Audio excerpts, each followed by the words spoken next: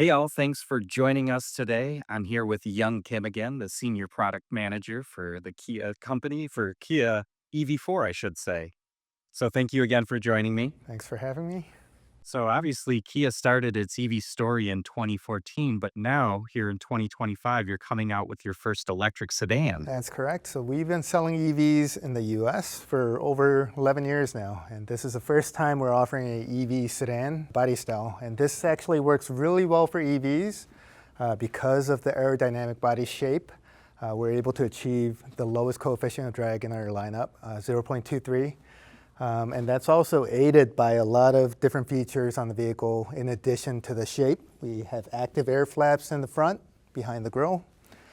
And underneath the car, you'll see that over 80% of the vehicle is covered. So there is a undercover that covers the vehicle.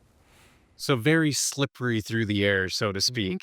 Yep, and all of that helps to achieve our internal estimate target of 330 miles with a bigger 81 kilowatt hour battery. And that would be tops in the range for Kia, For correct? Kia EVs, that's going to be our leading EV AER. Gotcha. And you mentioned the 81 kilowatt hour battery pack, but you will be also offering a smaller battery pack on the vehicle as well. Yep, so for EV4, we'll offer a 58 kilowatt hour battery, and this is designed to be, people are using it for shorter commutes. This would be perfect for that. Our estimated range for that is 235 miles right now. And for the bigger 81 kilowatt hour battery, the range will be up to 330 miles with our estimate. Cool. And then how about powertrain setup, motor, stuff like that? Yeah, EV4 will be offered in front wheel drive only. We have a 150 kilowatt or 201 horsepower motor powering the front wheels. We feel that the front wheel drive layout actually works really well for a lot more customers than a rear wheel drive only layout. So this is really important for us. This is based on our 400 volt version of our eGMP platform. We're able to still achieve a better charging speed than our previous 400 volt EVs. So right around 30-minute mark for both battery types. So 29 minutes for light and 31 minutes for wind, and GT line will be our 10 to 80 DC fast charge speed. And, we kind of talked on the K4 about styling a little bit, but, just going back to that, sedan customers wanting bold styling, and I feel like this vehicle really kind of fits that mold. Yeah, our designers really pushed the envelope. They did not shy away from making this car bold looking.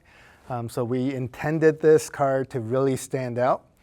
This is not designed to blend in like a lot of CUVs or crossovers you see today. Yeah. Those are what we think of as a little bit more of a default body style nowadays in the US market.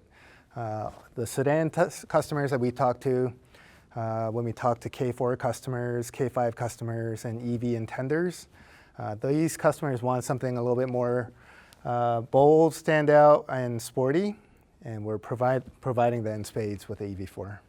Now, in terms of styling, this is about the size of a K4 or so. The footprint is right around the K4's footprint, but it does feel like a larger vehicle. It's about 2.4 inches taller overall. And you'll see that the wheelbase is almost 4 inches longer because we don't have the engine in the front. Fitting the battery pack, I'm assuming, under the floor there. Right. And yeah. So the front overhang is a lot shorter, which enables a much lower hood as well, which is good for aerodynamics. So that for most of these, that's usually pretty darn good for the backseat passengers. Nice leg room in there, that sort of stuff. Backseat, overall passenger space will be very comparable to a K4. Gotcha. Now, how about a little bit of talk of tech? How about screens for the inside, that sort of stuff? What do we get there? So we did not skimp on any of the tech on the EV4. This is important to all of our sedan customers, and actually all of our customers for Kia expect a certain level of tech. The EV4 comes standard with two 12-inch screens, along with a 5-inch dual automatic climate control screen in between. We have wireless CarPlay, Android Auto, which is not standard on a lot of EVs in the market today. We have OTA update capability, standard smart cruise control, and so much more. And, so those screens, those dual screens are you've got 3 trim lines, and those are the same screen that you get on each trim Yep, line, every right? trim will get the two 12-inch screens and navigation as standard. Cool. Oh, yeah, I wanted to talk about your one-pedal driving. What was it, 3.0 that you're We on call now? it iPedal 3.0. Okay. This will be the first application in the US.